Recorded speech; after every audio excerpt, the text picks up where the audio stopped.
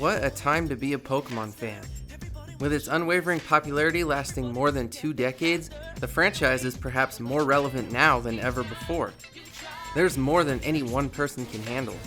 The anime is still going strong, we've got phone games, main series titles have transitioned from handheld consoles to home consoles, the Mewtwo Strikes Back remake is 3D animated, and we also have, of course, the topic of the day, Detective Pikachu. It's the jellies, it's that thing, you feel it. Psylocke? Are you trying to rob me or just annoy me? Just say it! Talk, you stupid mind! Talk about revolutionary. I was absolutely blown away by this movie. It's always an amazing feeling to be in touch with your childlike wonder. Bringing Pokemon to life is no easy task. A lot of people were skeptical when the visuals for this movie started making the rounds, myself included. I'm thrilled to say I was not disappointed. I love Detective Pikachu. Now, as positively received as the movie was, we can't forget that it all started with a game. This 3DS game was the primary source material for the movie. Now, I don't think it ever occurred to me personally that there would ever actually be a live-action Pokemon movie. But if the thought ever did cross my mind, I'd have speculated the story to be about Ash and Gary. That being said, I have no doubt that going with the Detective Pikachu story worked well in their favor. The talking Pikachu aspect helped add a mature element without making it feel too different. The use of Ryan Reynolds was also a powerful strategy, but we can touch on that later. And while the bigger picture is the same, the story between the movie and the game are actually pretty different. I'm going to review and compare them both in detail. Should be fun. I recommend you at least see the movie first, since I'll be giving a lot away by the end. I'll just say it now, I like the Detective Pikachu movie more than I like the game, but I certainly don't dislike the game.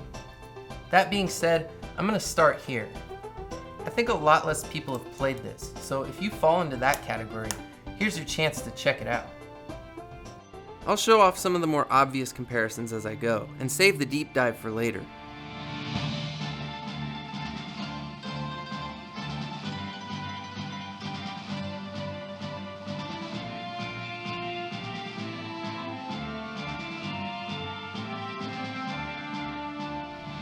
Things start pretty quickly in this game. Pikachu wakes up on a bench after dreaming about a car accident, and we immediately learn that nobody understands him. Pika! A terrible dream again. Oh, let's see if this woman can understand me. Pika, Pika, Pika, Pika! As you can no doubt tell, that is not Ryan Reynolds. Pikachu here is voiced by Kaiji Tang, and this is where all the Danny DeVito craze emerged from. I don't know how many years on this earth I got left. Grind me up into little pieces, throw me in a river. Who gives a shit? You're dead, you're dead. Anyway, our protagonist Tim Goodman shows up in search of the Baker Detective Agency, where his father, Harry Goodman, works. This is a place known as Rhyme City, which is the same city the movie is based in. Tim meets Pikachu after some Apom steal a little girl's necklace.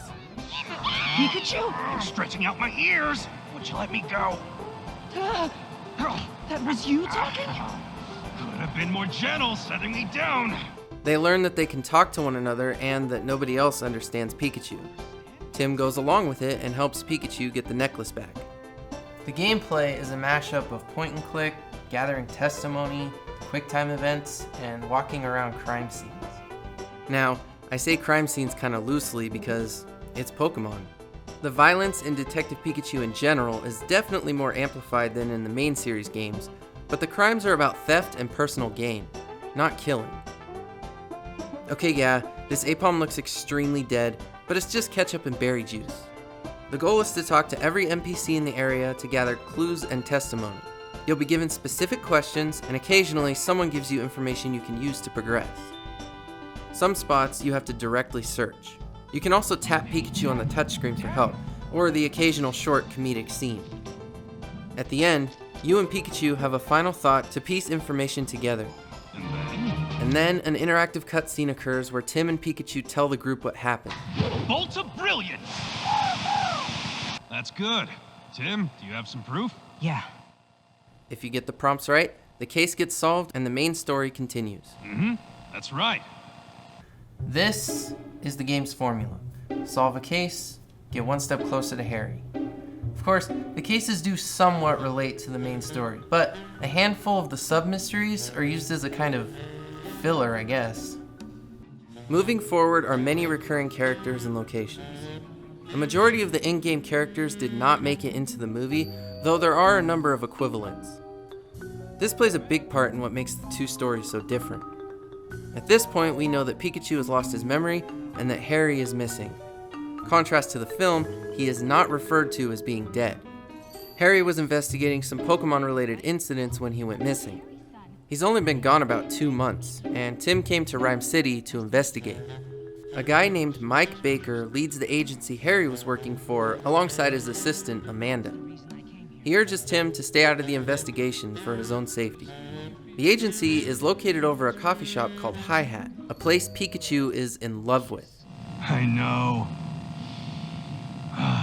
It has the best aroma, as well as pleasant acidity, along with the bitterness and balanced body. He has a crazy addiction to coffee. Harry left a map of places he was investigating in his apartment. Each place at one point all had Pokemon going berserk. This map gets Tim and Pikachu started on Harry's trail. A girl who works for Rhyme City's news station named Amelia Christie is Tim's sort of love interest. She helps in a number of cases throughout the game. After discovering a vial of unknown substance in a cave marked on Harry's map, they link the site of Harry's accident to a research lab called PCL. See? Tim tells Mr. Baker he got a job there and keeps his investigating a secret. Sorry if my buddy caused you any trouble. Okay, I thought this was kind of cool. For a moment, Ash's Pikachu makes an appearance. Is that so? Tell your buddy to be the very best, like no one ever was. The hat tip to the original theme song was a nice piece of fan service, I thought. Anyway, an additional detective from the Rhyme City Police Department named Frank Holliday comes into Mr. Baker's office. He is also looking for Harry. Meanwhile, Tim changes his last name during his PCL visit to prevent any suspicion from potential guilty parties. PCL is completely destroyed in the Detective Pikachu movie, so all the characters here are unique to the game. You've got Rita, Dorothy, Nina, Carlos, Wallace, and Frederick. This is Fridge. He'll tell you more about your duties. Yeah, that's me. Good to have you here. Oh, hey there, Pikachu. Welcome, little buddy. Get off. This guy's voice is incredible. To my laboratory. Right now, I'm doing research on its ecology to assist in garbage disposal. I love it so much. Whoa, you gotta help me with this fucking trash. Look. Sorry, I couldn't help it. After a lot of investigating, Tim and Pikachu find matching vials to the one in the cave. They decide on how to proceed over coffee, and the Hi-Hat owner, Pablo, comments on Tim talking to himself. Talking to yourself? Oh, no, it's nothing. Upon returning the next day, they learn that PCL was rebuilt after an accident 10 years prior when a Pokemon went berserk. Tim finds an underground lab where they find another vial, a full one. Turns out research on a super medicine went south, and instead a rage-inducing serum was created. Carlos is outed as the guy working in the secret lab, and he confesses to having Harry's car rigged to crash. Carlos, it's you. What? But Carlos, why would you do that?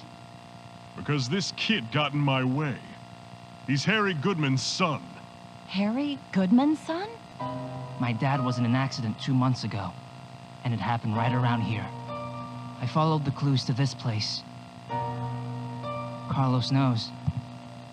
Don't you? Tell us what happened. All right, he knew too much. I had someone tamper with his car as a warning. But I swear, I never expected him to go missing in an accident. Mr. Baker decides to start helping Tim instead of stopping him. The serum is called R, and Carlos was working for an unknown mastermind. A doctor named John Walls created R. Tim and Pikachu have to go to Capucci Island to speak with him. After a lengthy side case to prove Walls is innocent of a crime, we learn that R was a mistake. The intended super medicine was to come from Muse cells, but Mewtwo's Berserk gene was used by mistake. The Berserk gene was an attainable item in the original Pokemon Gold and Silver games. This thing was right outside of Cerulean Cave, where you catch Mewtwo in Red and Blue. Makes sense. It was basically the move Swagger, except it wasn't used on the opponent's Pokemon. Once you entered a battle, your Pokemon would use it, become confused, and would have its attack power increased by 2 stages. What's weird is that this item never made it into future games, not even the remakes on the DS. Kind of a cool throwback. Moving on, Roger Clifford makes his first appearance. This guy is in the movie. He's a producer for GNN and Amelia's boss. The originating incident of the use of R was filmed by GNN, so Tim wants to review the footage. We covered it. That accident was a big scoop. It was a Charizard who lost his shit during an event at Fine Park, a since closed down amusement park. Tim has to wait a day to watch it, so to kill time, he and Pikachu investigate the park itself. They find a locket that belonged to Harry. Mewtwo is watching, and we find out that Pikachu made some sort of promise with him. But he nonetheless appears to be keeping his promise to me. The next day, Tim goes to GNN to see the footage. Ethan Graham is introduced as the chairman of GNN. His equivalent in the movie is Howard Clifford, but it's not as simple as that, which I'll touch on later. Once again, we have a number of characters who didn't make the transition. There's Olga, Max, Hero, the undisputed best girl Karina and her Cricketune, and Keith, our villain. Keith tries to kill Tim by having a camera collapse over his head, which actually kind of contradicts my original claim of the crimes not being about killing. I mean, studio cameras are not light, so it definitely could have been a fatal accident, but Tim doesn't get hit. Following this, Tim gets to review the Fine Park footage. I found the videos. Charizard's eyes turn red. Amelia, over R here. was used after all. Holy shit, did you see that? Based on Pokemon standards, this game is pretty brutal. So yeah, the footage reveals that Keith caused the incident by popping an R-filled balloon, so he makes a run for it. During the chase, Pikachu discovers that the locket is actually a camera, but Keith does get away. The photos lead them to the docks at Rhyme Wharf. This place is very briefly in the movie, where they find the Mr. Mime. One warehouse has a scientist named Simon Yen making R that they can ship out to buyers. Simon is being held hostage for the time being, until enough R has been manufactured. Simon used to work for Dr. Walls, making him the only other person capable of producing the serum, which is why he isn't free to leave. Turns out Harry stole some R from this place right before he disappeared, which is why Keith attacked him at the amusement park. Tim and Pikachu find reports on expansion of sales, taking operations overseas, and a report from Carlos about R being made in gas, liquid, and capsule forms. Gas is short-ranged, liquid is injected into food, and capsules can create an amplified reaction on site. So, Pikachu's memories have been coming back slowly over the course of the game. He remembers that in exchange for saving Harry, he promised Mewtwo he'd collect all of the gene samples and stop the production of R. Tim and Pikachu then hide in a shipping container to find out where the R would end up. That somewhere is a luxury cruise ship called the SS Prime Treasure. Amelia and Graham are there to interview a celebrity chef, so once again, Amelia helps Tim with his investigation. Through a series of side quests, the two, along with Pikachu, gain access to a secret auction that not even the captain is aware of. The items in the auction include R, a stolen ancient mask, a long-lost famous recipe book, and a famous detective cape, which we actually see Pikachu wearing on the front cover. The chef Amelia was interviewing was trying to take part in the illegal auction so he could buy the recipe book. After finding out he stole the mask, it's actually his auction ticket that Tim uses to get in. Attached to it is $90 million. So, you use this money in the illegal auction to illegally buy back the stolen items. But it's for justice, so it's legal again. Despite this, Pikachu doesn't actually wear the cape at all, outside of one cutscene. Also, everyone at this auction is being discreet by wearing masquerade masks, but why is Pikachu wearing one? I guess by having it on, nobody has any idea that he's a Pikachu. That must be true, because Keith has an Ash Ketchum moment. Tim is wearing an extremely simple disguise, and yet Keith still asks, Tell me who you are! It's like how Ash could never tell when it was Team Rocket in the anime. I didn't know Vikings still existed. They mostly live in Minnesota. I gotta get out of here. I think I'm gonna lose it. This time, you successfully catch the moron when he tries to escape. You'll be going down with me too, you know! Guess what? I'm willing to risk that!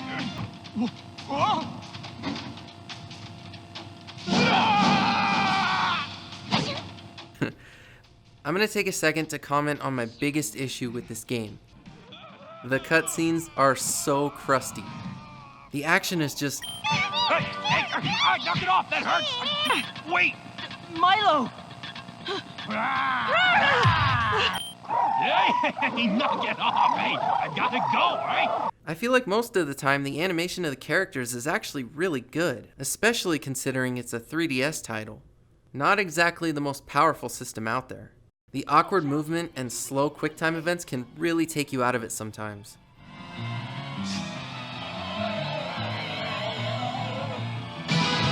Okay, moving on. After Inspector Holliday arrests him, he says there's no way Harry survived the crash. I believe this is the first time it's even suggested that Harry's dead.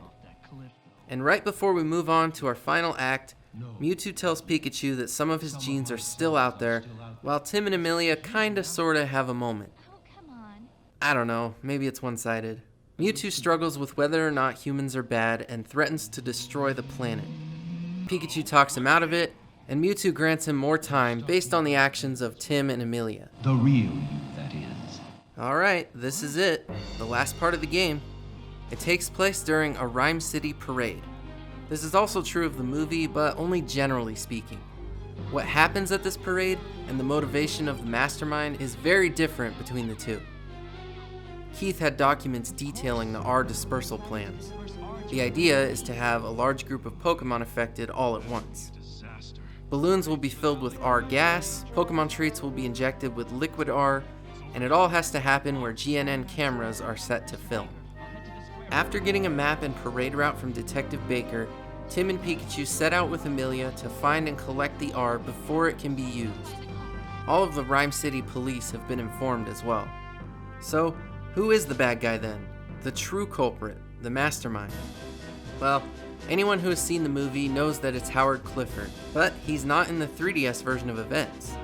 His equivalent is Ethan Graham, the GNM president, and he shows up at the parade commenting on how amazing it'd be if something chaotic happened, since his network is lined up to film the whole thing. He's got a thing for ratings, it seems. So the liquid, gas, and capsule R have all been rounded up, when suddenly Inspector Holliday says that Keith let slip a fourth location. It's a big-ass mixing machine that will release a massive amount of the amplified R. This thing is huge. You ever seen Die Hard with a Vengeance? Yeah, it's like that. Well, I'd say you could call off your search. So after it's been disarmed through, and I'll be honest, an anticlimactic puzzle, you have a final thought with Pikachu. In all the cases we've solved, there was one where Keith tried to directly cause you harm. Which one was it? Yeah, that's right. You were involved in an accident that was all set up by Keith. You discuss how all of the cases link together. It all comes down to a small fact. Keith was the only person who knew Pikachu was having trouble using his powers. And while out hunting for R at the parade, Roger Clifford tells Tim to be careful, given that his Pikachu is no good in a fight. With this in mind, it occurs to them that Roger must be the guy in charge, the culprit. The culprit is Roger! Why are you in such a hurry, Tim? Roger! Oh no, Amelia! She's filled me in on what you're doing. Roger holds Amelia hostage and commands Tim to reactivate the machine. During this time, Tim asks questions, and Roger reveals his motivations. Why smuggle R in the first place? Are all detectives this inquisitive? To seize control of the world. For starters, I needed to make GNN the most influential TV station in this city.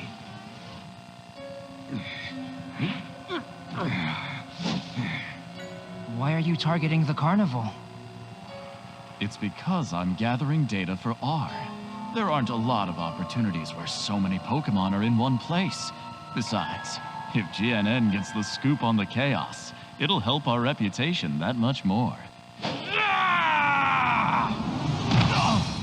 After Pikachu gets Amelia away from Roger, there is a final showdown where Pikachu finally uses his powers in a beam struggle with Noivern.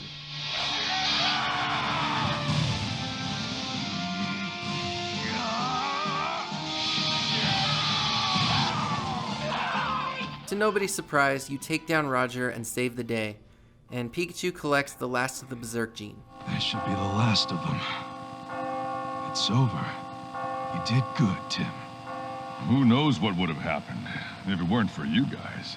So, Roger really just wanted power, to be unmatched in his influence and control of Rhyme City and beyond. The ending here is pretty wide open. Mewtwo asks Pikachu if he's decided which one to choose. And then, Mewtwo tells Tim that Harry is alive and not to give up. Your father, Harry, is still alive. You will find him eventually, provided you do not give up. Tim and Pikachu's detective work will have to continue from there. We aren't given a definitive answer about Harry's status, and the game just kind of ends. Just like that. I've gotta admit, I was surprised. I didn't think you could pull off a Thunderbolt. Thunderbolt? What are you talking about?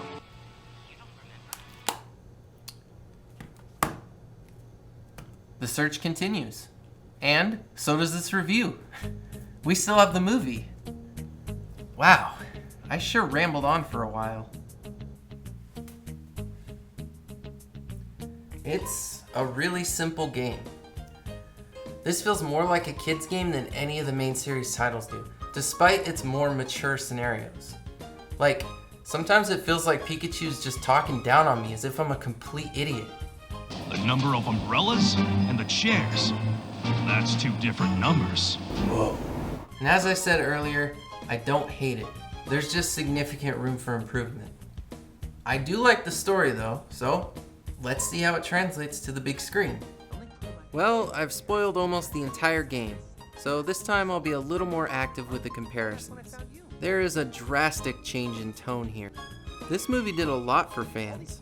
The people involved knew they had to cater to both Pokemon's youngest audience, you love Pokemon, and its original audience. I'll show you what I mean, though some of it will be obvious.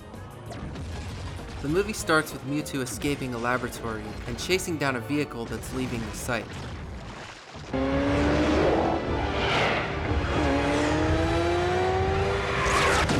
Just like in the game, the vehicle crashes, but we don't see anything else. Instead, we are introduced to Tim Goodman, who is out with his friend Jack.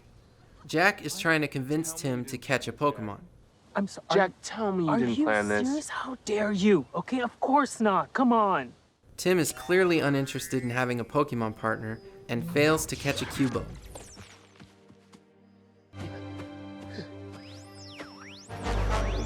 The light's not green. It still hasn't turned green yet, Jack. That's bad, right? The original Pokeball sound effect, I thought, was an awesome touch. Tim's bitter, unhappy behavior continues. He works an insurance job and is fine with building a life from there. Then, he gets a message from the Rhyme City Police that there has been an accident. It's the Rhyme City Police Department. It was an accident. As you can see, we're off to a pretty different start, aside from the accident itself. Tim's not on the case from the get-go about his dad. He's almost reluctant to go. A video ad explains how Rhyme City does not have Pokemon battles, and how it was Howard Clifford's idea to create a city where humans and Pokemon work together in peace. I didn't mention this during the game segment, but everyone only had one Pokemon. The same is true here. Lieutenant Yoshida meets with Tim. He worked with Harry and highly praises him. He was a legend in this precinct. There is no Baker Detective Agency, only the Rhyme City Police. Harry is also widely believed to be dead, not missing. Tim takes Harry's apartment keys and heads that way. I'm a huge fan of the neon light theme in this movie. It's part of what causes the tonal shift, I think. You can also see that the Hi-Hat Cafe is right across from Harry's apartment, but we'll come back to that. Lucy Stevens makes her entrance. She's basically Amelia. She starts questioning Tim about how he knows Harry and says she works for CNN. I think it's pretty clear that CNN is GNN. It's Rhyme City's news station. Lucy is investigating Harry's disappearance. She knows something is off. Tim continues to the apartment where we finally get to meet Pikachu. But before that, for whatever reason, Angels with Filthy Souls is playing on Harry's TV. If you didn't know, that's not a real detective movie. It's a movie that Kevin watches in the original Home Alone. Home Alone has nothing to do with Pokemon. The director, Rob Letterman, just thought it fit perfectly, so they kept it. Tim finds an article about Mew and a vial of R, which he accidentally exposes to a bunch of Apoms hanging around outside. Apoms? Apoms. We also learn that as a kid, Tim chose to live with his grandma rather than go with his dad to Rhyme City. Tim's mom died. This is new. Tim's mom is fine in the game, though you never see her. Someone there? Oh, here it is. Tim meets Pikachu. This is such a great moment, no matter how many times I see it. So, Pikachu?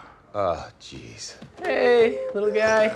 How did you get in here? I know you can't understand me, but put down the stapler or I will electrocute you. I'm pretty sure I spent the entire rest of the movie in the theater with a smile on my face. In my personal opinion, all of Pikachu's jokes land really well. Me? I don't wear underwear, you know. I'm not modest. He's just funny. And Ryan Reynolds was a great choice. I didn't associate him with Deadpool at all, though I imagine that wasn't the case for everyone. Ryan Reynolds just has good delivery. All right, you can sleep on the couch. No, I'm not gonna sleep on the couch. Well, then you can sleep on the stove. Be a dear, would you, and get the door for me? He actually reminds me more of his character Berg on Two Guys and a Girl. Who poured you a double mocha grumpy this morning? You're a lot of things, but people person? It goes the Unabomber, then you. I'm leaning towards Max Larson. No way. He lives with his mother and drives a van with no windows. Well, he likes his privacy. Because he's a serial killer. My brain is so big that it hurts my neck lugging it around. Wait. That is heavy eye contact right there. You hurt me. No. Yes, you did. Oh my God, this is amazing. I don't know why I thought Pikachu saying, "Oh my God," was such a big deal. I guess it was just surprising. It felt really natural though. So anyway, they have to run away from a shit ton of psychotic Apoms, and then we find out that only Tim can understand Pikachu. You're adorable. They can't understand me, kid. It's me. It's that stuff that I put up my nose. Not like that. No. This is the kind of stuff I'm talking about. There's a cocaine joke in Pokemon. How was this approved? I don't care. It's amazing. Pikachu invites Tim to get coffee after learning he's Harry's son. This coffee addiction bit is really funny. They go to the hi-hat, and though it's not nearly as prominent here as it was in the game, there's still a Ludicolo server, and this unnamed Pablo notices Tim talking to himself. Talking to yourself? So you're a talking Pikachu with no memories who's addicted to caffeine. I could stop whenever I want. These are just choices. Another round. Pikachu doesn't believe that Harry is dead, and spends the rest of the scene convincing Tim that Harry is still out there. Did they find a body? Tim says he only came to say goodbye. He and his dad being estranged is way off base from the original story. It has to mean something. There's magic that brought us together, and that magic is called hope. Finally, Tim agrees to help Pikachu look for him. I just invited someone to my apartment. I never do this. I'm not that kind of Pokemon. I've never been so flattered and creeped out at the same time. Are you gonna make me into a lampshade? Oh, I might. The jokes are just non-stop. I can't help but laugh. What about this? Tim's disinterest in Pokemon stems from his dad moving to Rhyme City and spending more time with them over his own son. Movies have to have character growth in order to be interesting. So adding this depth for Tim to overcome was definitely beneficial. Smell my finger. I will never smell your finger. Coward. Out of all the information scattered throughout the apartment, Tim finds a newspaper that reminds him of Lucy. He realizes she'd be a great place to start. Hello, I'm Roger Clifford, president of CNN and chairman of Clifford Enterprises. And I'm Howard Clifford. We see a news broadcast advertising the Rhyme City Parade. Roger Clifford and Howard Clifford are the anchors, and in the background we are treated to a remix of the original Pokemon theme song. Also, Roger is Howard's son. Roger is immediately painted as a douche when he shuts down Lucy for trying to tell him about Berserk Pokemon incidents. It's not news if it can't be verified. You want a story? Find a source. Tim shows her the vial of R, and she takes him and Pikachu to her office. In her office. Right here is my absolute favorite comedic scene in this entire movie. This isn't an office, it's a coffin with pencils. Psyduck? You didn't tell me that she has a Psyduck. These things explode when they're stressed. Hey, keep calm, pal. Serenity now. Kills me every time. So Lucy reveals more vials of R that she found at Rhyme Wharf. She doesn't say Rhyme Wharf, but I'm comfortable stating that these unnamed docks where Harry's informant is located are based off the game. If she found R there, then the warehouse is probably there too. After Tim tells Lucy he's good at being alone at night, Nope, that did not land right at all. they find Mr. Mime at the docks. It's a Mr. Mime. They're the worst. After it recognizes Pikachu, they conclude it must know him. Harry's informant is a Pokemon. Get in front of him. Cut him off. You can make it. Stop. Oh, no. Should have worn a helmet. They use his miming against him to pretend to threaten his life. Oh, there's a door there. I didn't probably. And I thought the scene worked surprisingly well. It was funny. Mr. Mime tells them that a place called the Roundhouse was handing out R. It's an illegal battle arena, given that Rhyme City doesn't have Pokemon battles. So you can see, the details are moving further and further away from the source material. The game has no Mr. Mime, no illegal battles, there's no Howard Clifford, no anxiety-inducing Psyduck. So the Roundhouse has Loudreds playing club music out of their mouths, which I must admit was a really creative idea. We also get a taste of what live-action Pokemon battles look like. A shirtless guy says that Pikachu won against his Charizard in a previous match, and that he would tell Tim about R if he agreed to a rematch. What are you looking at? So Nipples gives Charizard a dose of R, and Pikachu says hell. When did you learn how to be a Pokemon trainer? And secondly, get me the hell out of here! First, oh my god, and now hell. Once the little ones are asleep, I'll break out the PG stuff. Here, we learn that Pikachu doesn't know how to use his powers. I forgot how to use my powers.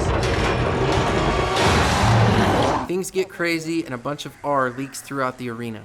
The Loudreds start playing dubstep after they get a whiff, and the chaos leads to Tim's arrest. He tries to convince Yoshida of what he's found, and even mentions that he can understand Pikachu. Yoshida writes his behavior off as grief and shows Tim the crash footage, saying nobody could have survived. Tim ultimately believes that he's probably right and gives up. After my mom died, my dad and I drifted apart. Tim realizes that Harry was buried in work, that he did care, and he begins to regret not being with his dad all this time.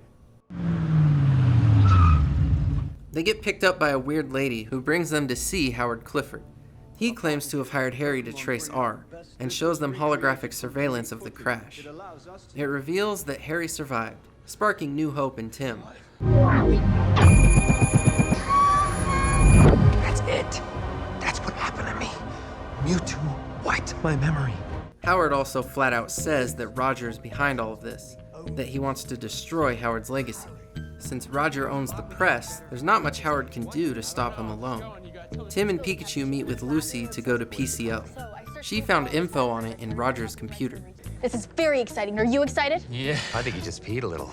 So... Oh, no, that's me. That was me. So PCL is in ruins, and they find some abandoned Pokemon that were used in various experiments. Some holograms show that a lady named Dr. Laurent led the team who created R, and we see that Harry was hired by her to find Mewtwo. Now, I have to state the fact that I'm not familiar with the Pokemon manga, but this movie mentions that Mewtwo escaped from a lab in Kanto about 20 years prior. Given that Ash's Pikachu makes an appearance in the game, I kind of feel like this movie is connected to, or at least in the same universe, as Pokemon the first movie. That's kind of wild. Next, we see Roger releasing the modified Greninjas remotely to attack Tim and Lucy. This leads to a wild chase scene where Psyduck finally explodes.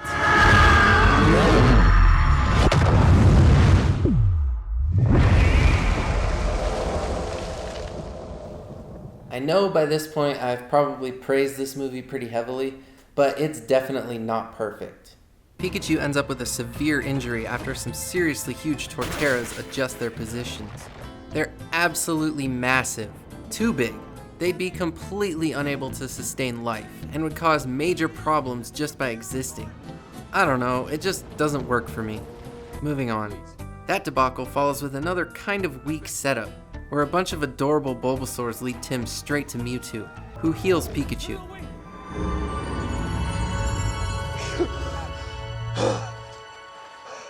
There was never really a clear path to Mewtwo. There was only a clear path to PCL. It's almost like a coincidence that Tim found him out there. It's not that big a deal though, but before Mewtwo can tell Tim where Harry is, Roger captures him. The incomplete vision makes Pikachu think he betrayed Harry. So he runs away from Tim, and we get the ultimate fan service. Teach Pokemon to understand the power that's inside. Pokemon, gotta catch 'em all. You and me. I know it's my I didn't know I needed that, but I did. Now, this is where the two stories truly differ. Things are about to take quite the left turn. Pikachu realizes that Howard is the mastermind when he inspects the crash site, while Howard himself reveals to Tim that he was behind everything. I probably should have mentioned it before, but in Dr. Laurent's hologram, we briefly see a neural headset. Howard uses this headset to transfer his own consciousness into Mewtwo's body. He then explains that Mewtwo can transfer human consciousness into Pokemon, and that Harry had to be stopped because he refused to take a bribe and walk away. You tried to kill him! I had no choice! Apparently, Howard needed the R because the transfer ability only works if the Pokemon are in a crazed state. As a result, he filled the parade floats with R and used the parade as an opportunity to change as many people as possible. Humans and Pokemon merged into one!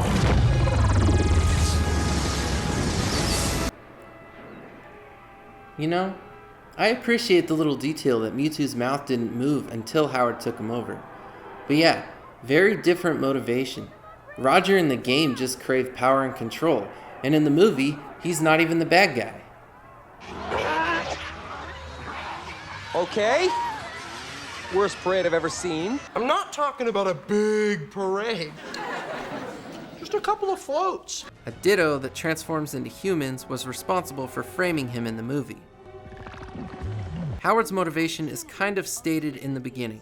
Since he's bound to a wheelchair, he wanted to evolve into a better version of himself. Was for me to evolve into a better version of myself. He believed everyone needed to be cured along with him, so he made them all into Pokemon. I mean, I get taking over Mewtwo and becoming a supreme badass, but I'm not sure I follow the merging idea. I suppose it just shows his instability as a person. Well, anyway, things are pretty standard from here. Pikachu learns how to use his powers and starts fighting Mewtwo, while Tim fights the Ditto. Pull up, don't breathe the gas! You breathed the gas, didn't you? I don't know if it's just me, but I like how simple Howard's weakness is. All Tim has to do is remove his neural headset, because for whatever reason, the consciousness transfer only happened one way. Mewtwo never awakened in Howard's body, so the real Roger helps Tim with Ditto, while Pikachu's still dealing with Mewtwo. A feeble effort. I didn't need to defeat you. I just needed to distract you.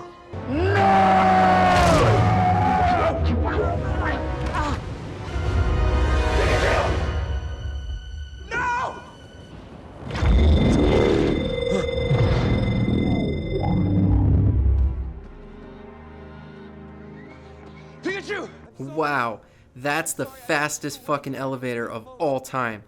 I didn't cut that scene. It's like Tim just jumped down instead. So Howard gets arrested, and Roger recognizes Lucy's nose for a story, giving her a primetime spot to report her findings. That's correct. Nothing comes of Lucy and Tim on screen, so the love story is only loosely implied, and I'm perfectly fine with that. I'm in it for the goddamn Pokemon. And now, we get the reveal that we didn't get in the game. The father you have been looking for has been with you all along. That's right. Pikachu was Harry's dad all along. I knew. This was hinted at plenty of times in the game. Like when Baker says Pikachu never used to like coffee. Pikachu never used to drink coffee before the accident. Hey, kid. And they stuck with Ryan Reynolds for Harry's official portrayal. Pikachu goes back to normal, and Tim decides to stay in Rhyme City with his dad. You want to get a coffee? It's the weirdest thing. It's all I've been thinking about is having a coffee right now. Now, that line implies that Harry doesn't remember anything about his time as a Pikachu. I don't know, maybe not. It's a bit vague, but there you have it. That's Detective Pikachu. I think, if nothing else, it's done a good thing for video game movies. Video game movies have had a rough road. Before this, my favorite one was Doom. I think a lot of people would disagree with that choice, but it was actually really well made. Sure, the story was inaccurate, but the set design, costumes, and music were incredible. I'm getting off topic here. The point is, Detective Pikachu has opened the door for good video game movies. It has proven that it's possible. We're 1 for 1 now. Come on, Sonic, don't let us down. Also, there's talks of a new Mario movie coming out. Yeah, let's do that. Let's make a video game movie cinematic universe and then have it all come together with Super Smash Bros. If I were to slap a number on it, I'd give Detective Pikachu on the 3DS a 6 out of 10. My second biggest problem with it was the music.